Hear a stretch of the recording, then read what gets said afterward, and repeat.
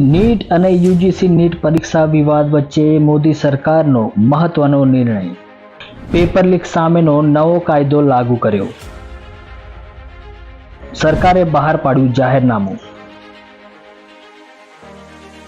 ચાલુ વર્ષે ફેબ્રુઆરીમાં જ સંસદે કાયદાને આપી હતી લીલી ઝંડી.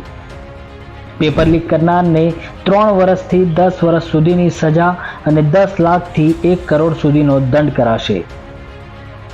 યુપીએસસી, એસએસસી, રેલવે, બેન્કિંગ ભરતી પરીક્ષાઓ અને એનટીએ દ્વારા લેવાતી તમામ પરીક્ષા આ કાયદાના દાયરામાં આવશે.